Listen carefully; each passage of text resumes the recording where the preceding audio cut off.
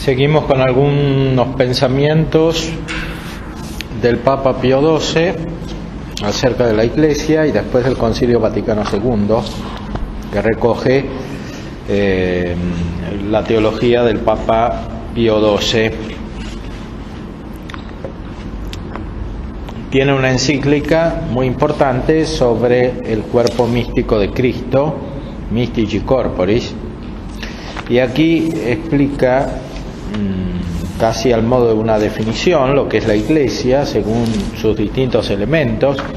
Vamos a tomar algunos que son especialmente útiles para nuestra reflexión acerca del gobierno providencial de la Iglesia por parte de Dios. Que la Iglesia es un cuerpo lo dice muchas veces el Sagrado Texto. Cristo, dice el apóstol, es la cabeza del cuerpo de la Iglesia. Ahora bien, si la Iglesia es un cuerpo, necesariamente ha de ser uno e indiviso, según aquello de San Pablo. Muchos formamos en Cristo un solo cuerpo.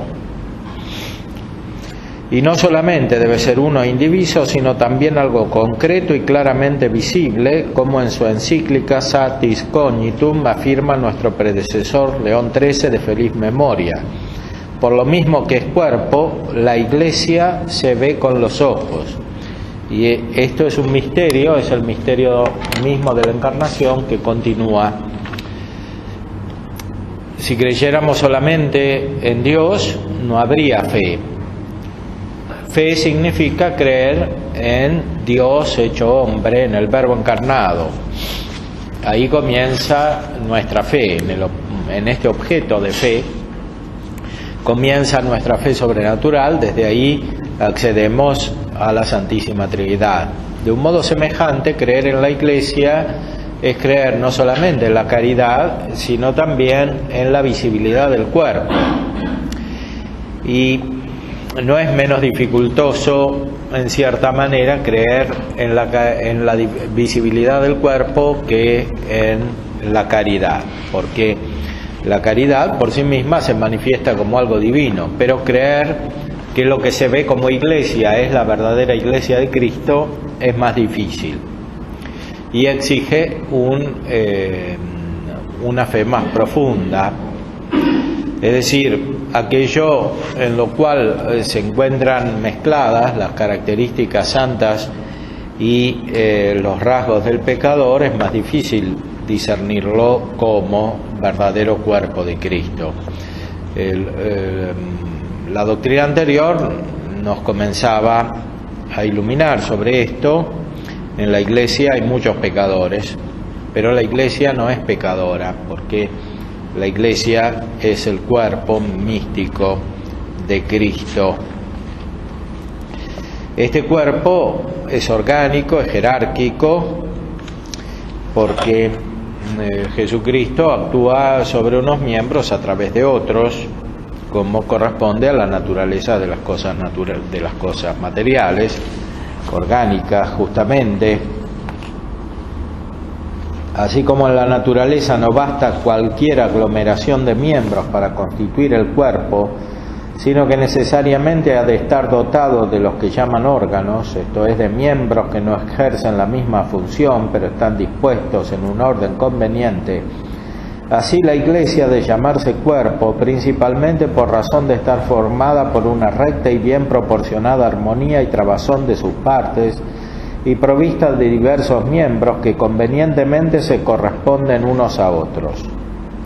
Ni es otra la manera como el apóstol describe a la Iglesia cuando dice: así como en un solo cuerpo tenemos muchos miembros, mas no todos los miembros tienen una misma función, así nosotros, aunque seamos muchos, formamos en Cristo un solo cuerpo, siendo todos recíprocamente miembros los unos de los otros.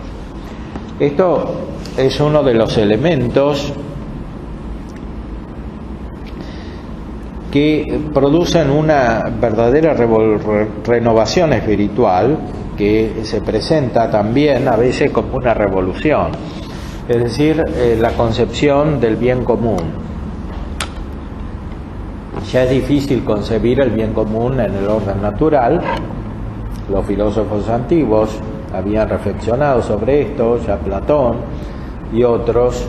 Los hombres normales, entre comillas, que para la naturaleza humana son anormales, no piensan en el bien común, solo algunos piensan en el bien común.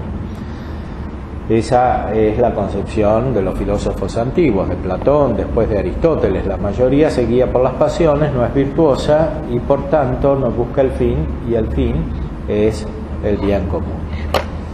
Por supuesto, no hay un remedio natural para esta situación, como ya decía el Papa San Pío X. La búsqueda del bien común no vendrá nunca por medios naturales, porque lo que parece de honestidad encierra en realidad muchos vicios, son virtudes aparentes, y la historia reciente del mundo moderno lo demuestra ampliamente. O sea, todos los intentos que hubo de fundar un estado virtuoso sin la gracia y sin la fe fracasaron totalmente. El único modo de buscar el bien común es la caridad, porque la caridad hace que se vaya por encima de los intereses individuales, sobre todo de los intereses individuales que no son perfectamente racionales, pero incluso por encima de los intereses racionales, o sea, lo fundado sobre la razón humana. El bien común se busca con un orden superior, que es un orden divino, que procede finalmente del Espíritu Santo, y por eso el orden de la Iglesia es misterioso, está fundado sobre el Espíritu Santo, no depende principalmente de factores naturales, aunque los incluye y los perfecciona.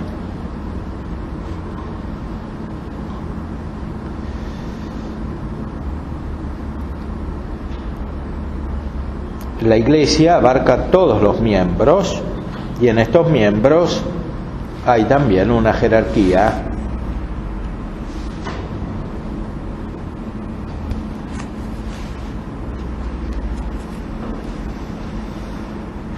Además de ser jerárquica y orgánica, la Iglesia tiene medios vitales de santificación, que son los sacramentos. Dice el Papa, así como el cuerpo humano se ve dotado de sus propios recursos como con los que atiende a la vida, del mismo modo el Salvador del género humano, por su infinita bondad, proveyó maravillosamente a su cuerpo místico, enriqueciéndolo con los sacramentos, por lo que los miembros, como gradualmente y sin interrupción, fueran sustentados desde la cuna hasta el último suspiro, y asimismo se atendiera abundantísimamente a las necesidades sociales de todo el cuerpo. En efecto, por medio de las aguas purificadoras del bautismo, los que nacen a esta vida mortal no solamente renacen de la muerte del pecado y quedan constituidos en miembros de la Iglesia, sino que además, sellados por un carácter espiritual, se tornan capaces y aptos para recibir los otros sacramentos. Y después va recorriendo los sacramentos hasta llegar a la Eucaristía, que es el sacramento principal. Por la Sagrada Eucaristía, los fieles se nutren y robustecen con un mismo manjar y se unen entre sí y con la cabeza de todo el cuerpo por medio de un inefable y divino vínculo. Están también los sacramentos sociales, el matrimonio y el orden sagrado.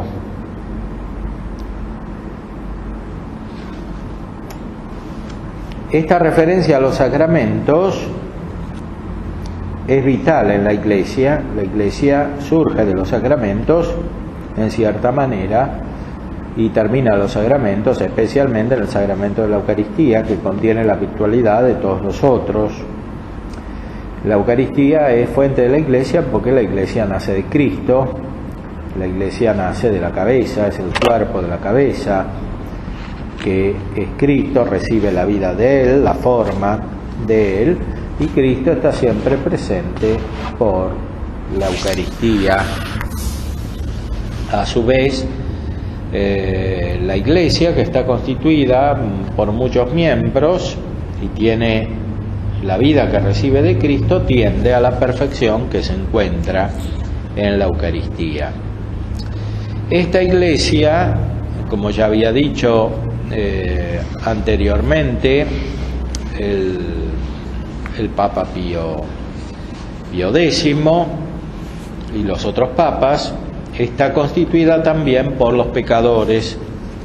Ni hay que pensar que el cuerpo de la Iglesia, por el hecho de honrarse con el nombre de Cristo, aún en el tiempo de esta peregrinación terrenal, consta únicamente de miembros eminentes en santidad, o se forma solamente de la agrupación de los que han sido predestinados a la felicidad eterna.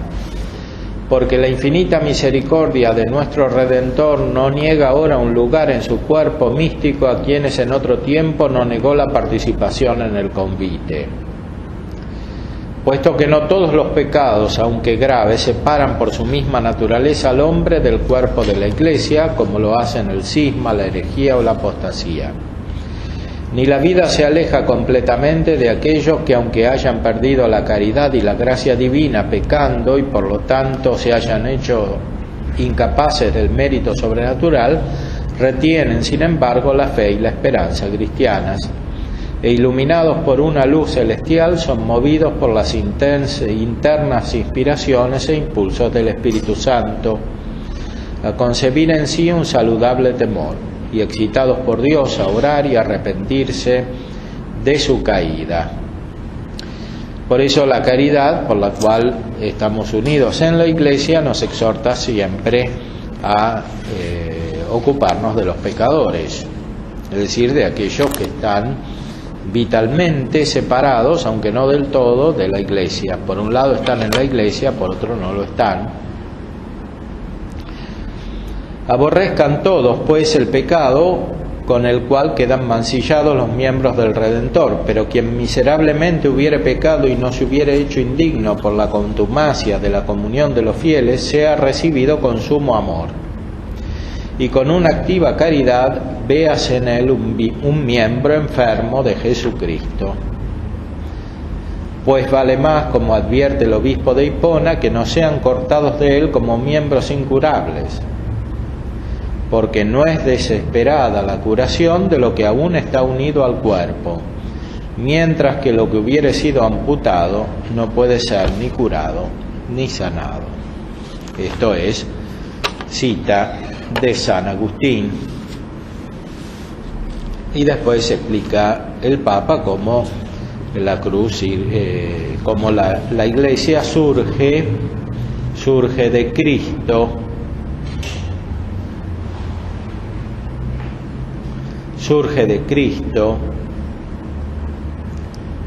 en la cruz y aparece en Pentecostés, que es la fiesta que hoy comenzamos a celebrar en estas vísperas.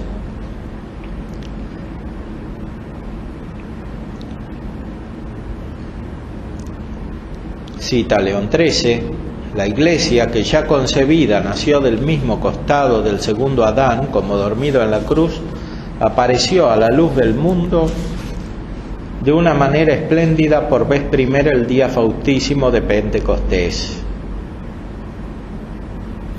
Porque el divino Redentor comenzó la edificación del místico templo de la Iglesia cuando con su predicación expuso sus enseñanzas, la consumó cuando públicamente pendió de la cruz y finalmente la manifestó y promulgó cuando de manera visible envió al Espíritu Paráclito sobre sus discípulos. Por eso la Iglesia es apostólica, es predicadora de la verdad del Evangelio, porque surge de la predicación de Cristo. La Iglesia celebra el misterio de la pasión de Cristo, especialmente en la Eucaristía. Si con su muerte nuestro divino Salvador fue hecho en el pleno e íntegro sentido de la palabra cabeza de la Iglesia, De la misma manera, por su sangre, la Iglesia ha sido enriquecida con aquella abundantísima comunicación del Espíritu, por la cual, desde que el Hijo del Hombre fue elevado y glorificado en su patíbulo de dolor, es divinamente ilustrada.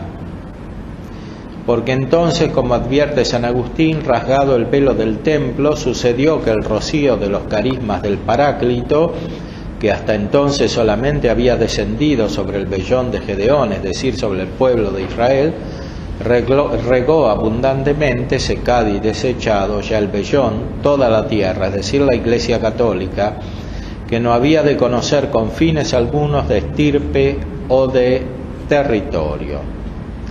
Y así como en el primer momento de la encarnación el Hijo del Padre Eterno adornó con la plenitud del Espíritu Santo la naturaleza humana que había unido así sustancialmente, para que fuese apto instrumento de la divinidad en la obra cuenta de la redención, así en la hora de su preciosa muerte quiso enriquecer a su Iglesia con los abundantes dones del Paráclito, para que fuese un medio apto e indefectible del Verbo encarnado en la distribución de los frutos de la redención.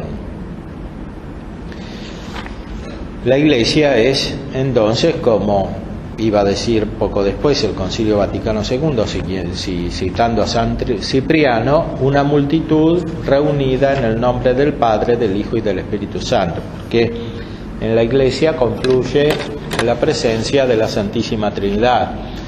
La Iglesia nace del Padre, que envía a su Hijo. El Hijo predica la palabra del Padre, la anuncia y la cumple en su vida humana, siendo obediente en la pasión, reparando así la desobediencia del pecado de Adán, y esa obediencia de Cristo a través de su pasión nos da la recompensa de la venida del Espíritu Santo, de la resurrección y de la venida del Espíritu Santo, que lleva a su plenitud y manifiesta perfectamente lo que la Iglesia es. Y a esta Iglesia, fundada con su sangre, la fortaleció el día de Pentecostés con una fuerza especial bajada del cielo, puesto que constituido solemnemente en su excelso cargo aquel a quien ya antes había designado por vicario suyo, subió al cielo, y sentado a la diestra del Padre quiso manifestar y promulgar a su esposa mediante la venida visible del Espíritu Santo, con el sonido de un viento vehemente y con lenguas de fuego. Porque así como él mismo al comenzar el ministerio de su predicación fue manifestado por su eterno Padre por medio del Espíritu Santo, que descendió en forma de paloma y se posó sobre él, de la misma manera, cuando los apóstoles habían de comenzar el sagrado ministerio de la predicación, Cristo nuestro Señor envió del cielo a su Espíritu, el cual, al tocarles con lenguas de fuego, como con dedo divino, indicase a su Iglesia su misión sublime. El Espíritu Santo, entonces, continúa siendo enviado por Cristo y continúa actuando en su Iglesia. Es por eso, como dice también el Magisterio, siguiendo los padres de la Iglesia, el alma de la Iglesia, es decir, es aquel que le da vida interiormente, que la hace conservar, que la protege. Dice más adelante: y por aquel don más elevado, interior y verdaderamente sublime, de que arriba hablamos, describiendo cómo influye la cabeza en los miembros, Cristo nuestro Señor hace que la Iglesia viva de su misma vida divina. Da vida a todo el cuerpo con su virtud infinita y alimenta y sustenta a cada uno de los miembros, según el lugar que en el cuerpo ocupan, como la vid, si a ella están unidos, nutre sus sarmientos y hace que fructifiquen. Toda la vida de la Iglesia depende de Cristo, y cuanto más se adentra uno en la fe, tanto más descubre esta dimensión de la presencia de Cristo en la Iglesia, que es inseparable de la fe. porque la fe finalmente es una comunicación del conocimiento que Cristo mismo tiene, de Dios y de sí mismo, y por tanto de la Iglesia. Cuanto más tenemos fe, más conocemos a la Iglesia, y viceversa. Y cuanto más conocemos a la Iglesia, más participamos de su vida, que es la misma vida de Cristo y del Espíritu Santo. Y si consideramos atentamente este principio de vida y de virtud dado por Cristo en cuanto constituye la fuente misma de todo don y de toda gracia creada, entenderemos fácilmente que no es otro sino el Espíritu Santo, que procede del Padre y del Hijo y que de una manera peculiar se llama Espíritu de Cristo o Espíritu del Hijo. Son expresiones textuales de San Pablo, porque el Espíritu Santo procede siempre de Cristo, o sea, del Verbo. Por obra de este Espíritu de gracia y de verdad, el Hijo de Dios adornó su alma en el seno inmaculado de la Virgen. Este Espíritu tiene sus delicias en hablar, en habitar en el alma bienaventurada del Redentor como en su amadísimo templo. Este Espíritu nos lo mereció Cristo con su sangre derramada en la cruz. Este Espíritu finalmente alentado sobre sus apóstoles lo concedió a la Iglesia para la remisión de los pecados. Y mientras solo Cristo recibió este Espíritu sin medida, a los miembros de su cuerpo místico se les da la plenitud de Cristo solo en la medida de la donación del mismo Cristo. Y después que Cristo fue glorificado en la cruz, su Espíritu se comunica a la Iglesia con una efusión abundantísima, a fin de que ella y cada uno de sus miembros se asemejen cada vez más a nuestro divino Salvador. El Espíritu de Cristo es el que nos hizo hijos adoptivos de Dios. Es decir, no podemos unirnos a Cristo sin unirnos al Espíritu Santo, porque el Espíritu Santo es inseparable de Cristo. En la medida en que estamos de verdad unidos a Cristo en su cuerpo, que es la Iglesia, tenemos el Espíritu Santo, el don del Espíritu Santo, y actuamos espiritualmente. Ese don del Espíritu Santo nos hace crecer como hijos adoptivos del Padre, como hijos de Dios Padre, es decir, como miembros del cuerpo de Cristo, que es el Hijo eterno del Padre. El Espíritu de Cristo es el que nos hizo hijos adoptivos de Dios, para que algún día todos nosotros, contemplando a faz descubierta, como en un espejo, la gloria del Señor, nos transformemos en la misma imagen de gloria en gloria. Y aquí explica el Papa cómo el Espíritu Santo es el alma del cuerpo místico. Así como el cuerpo natural tiene un alma, este cuerpo sobrenatural también tiene sobrenaturalmente un alma. No es un alma natural como la de un viviente, es un alma sobrenatural que es todavía más inseparable del viviente que el alma natural. A este Espíritu de Cristo, como a principio invisible, ha de atribuirse también el que todas las partes estén íntimamente unidas, tanto entre sí como en su excelsa cabeza, estando como está todo en la cabeza, todo en el cuerpo, todo en cada uno de los miembros, y en los cuales está presente, asistiéndolos de muchas maneras y según sus diversos cargos y oficios, según el mayor o menor grado de perfección espiritual de que gozan. Por eso,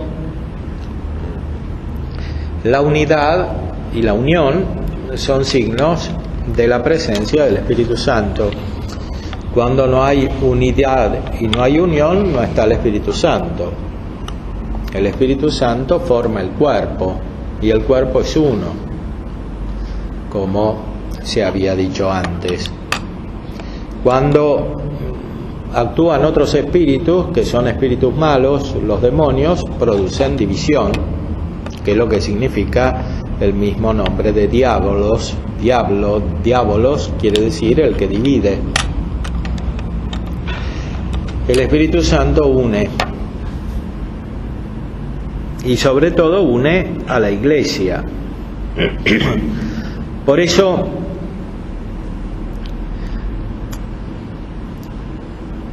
la unidad verdadera espiritual es un signo de la verdadera Iglesia y también de la verdadera fe, que es la fe de la Iglesia. Nosotros somos bautizados por esta fe. Un niño recibe el bautismo, dice Santo Tomás, no simplemente por la fe de sus padres, sino por la fe de la Iglesia, porque los padres eventualmente pueden no tener fe y querer bautizar al niño, haciendo que reciba lo que la Iglesia quiere. O los padres pueden estar divididos entre sí, uno tener fe y otro no tener fe. O los padres pueden perder la fe. Por eso somos bautizados por la fe de la Iglesia. En la fe de la Iglesia somos conducidos a recibir el inicio del conocimiento sobrenatural por un instinto superior al de las personas humanas. Y este instinto viene del Espíritu Santo y permanece después del bautismo. Es un criterio de conocimiento de las verdades reveladas por Cristo, porque Cristo, como dijimos, es inseparable del Espíritu Santo. El Espíritu Santo hace que tengamos la mente de Cristo, como dice San Pablo. Es decir, configura no solo nuestro cuerpo al cuerpo de Cristo, que es la Iglesia, sino nuestra mente a la mente de Cristo, que es la cabeza de la Iglesia. Y por eso, cuando tenemos fe, pensamos como Cristo. Y por eso, más adelante, el Concilio Vaticano II hace referencia profundamente a la doctrina de San Agustín, que ya hemos aludido anteriormente.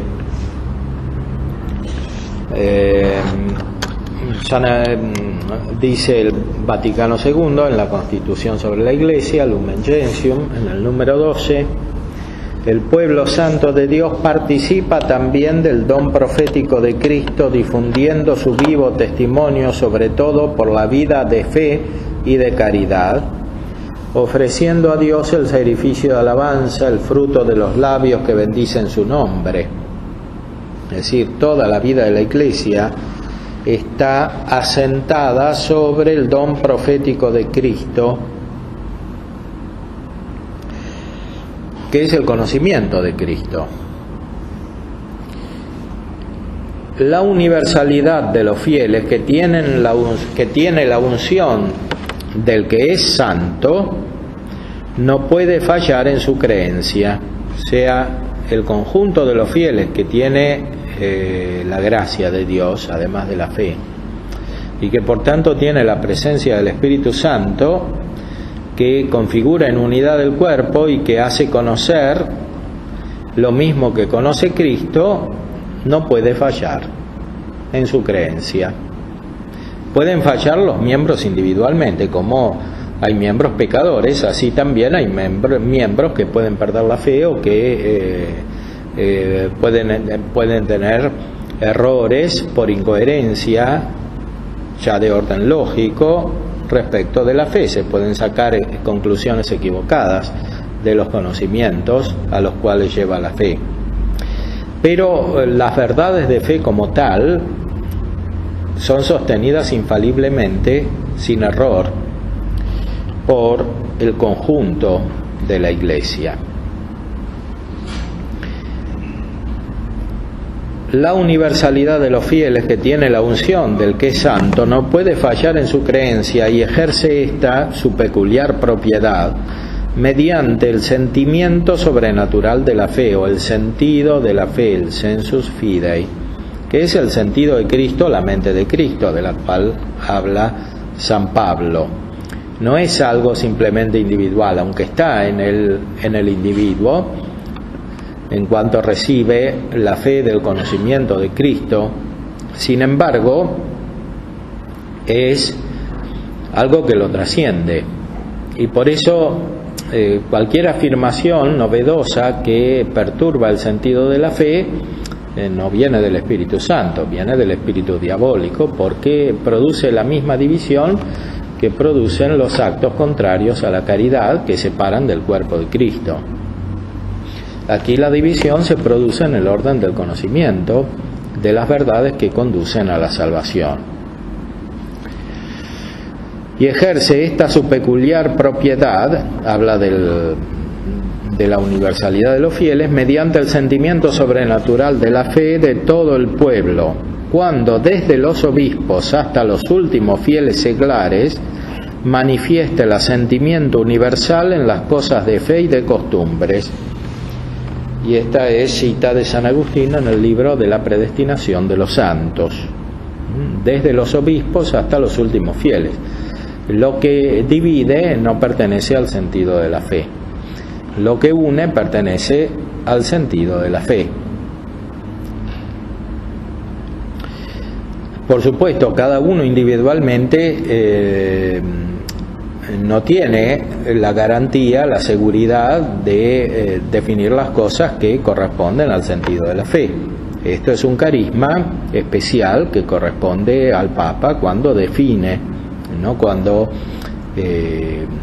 habla de otra manera o cuando da sus opiniones, sino cuando define. Cuando define quiere decir cuando en nombre de Cristo dice cuál es el sentido de la fe de toda la Iglesia. Él no es la fuente de la verdad, no tiene una nueva revelación del Espíritu Santo, está al servicio de esa verdad que ya está revelada y que es una, y que los fieles conocen en unidad.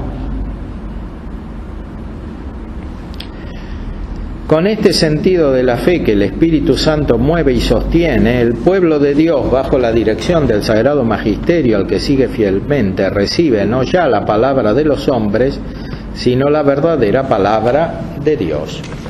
Se adhiere indefectiblemente a la fe confiada una vez a los santos, penetra profundamente con rectitud de juicio y la aplica más íntegramente en la vida. En otro documento, Dei Verbum dice que esa penetración, ese juicio que hace entrar en las verdades divinas, viene del Espíritu Santo por la palabra de la Escritura, viene por la tradición junto con la Escritura y viene por la experiencia de los santos, que interpreta experimentalmente lo que está en el único depósito de la revelación que se encuentra en la Sagrada Escritura y en la tradición. El magisterio de la Iglesia es un servicio para aclarar lo que está en la Escritura y en la tradición. No es la fuente de la verdad, sino un instrumento de la verdad. Como cuando los sacerdotes enseñan, los obispos enseñan, están al servicio de lo que está en la palabra de Dios y tienen un carisma especial para eso. Así también el magisterio en sus diversas formas, especialmente el Papa y los obispos junto con el Papa, tienen un carisma especial para definir. Cada uno en particular se puede equivocar, el Papa y los obispos también, pero no se pueden equivocar cuando definen las verdades que están en el depósito de la fe. Definir quiere decir determinar con seguridad lo que es y lo que no es.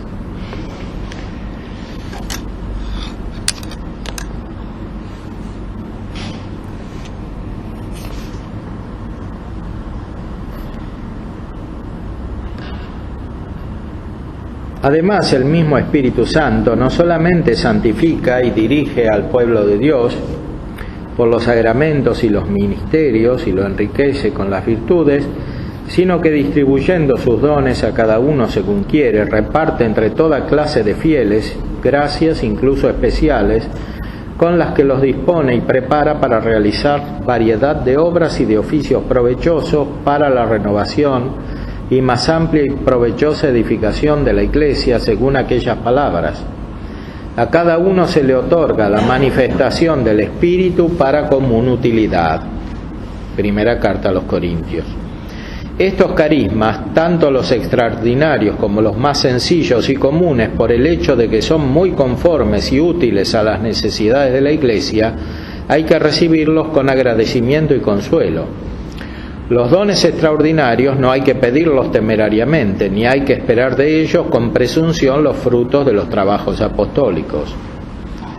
Pero el juicio de su autenticidad, sobre su autenticidad y sobre su aplicación, pertenece a los que tienen autoridad en la Iglesia, a quienes sobre todo compete no apagar el espíritu, sino probarlo todo y quedarse con lo bueno. Creyendo en esta acción del Espíritu Santo sobre su Iglesia y sobre cada uno de los miembros en particular, podemos meditar acerca de los dones que Dios nos dio, que la persona del Espíritu Santo, enviada por Cristo a nosotros, nos da particularmente. Cada uno tiene dones. Algunos son más extraordinarios y otros son más comunes, como dice aquí el concilio.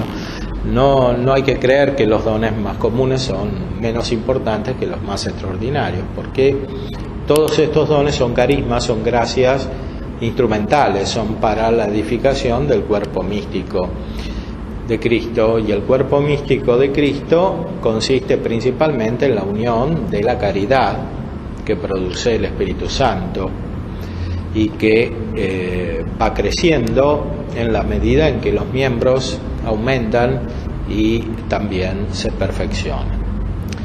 Hoy, que es la vigilia de Pentecostés, pidámosle al Espíritu Santo que también nos ilumine a nosotros para descubrir esos dones y para ponerlos efectivamente al servicio de toda la Iglesia, cuya fe tenemos, en la cual creemos y en la cual queremos creer cada vez más profundamente.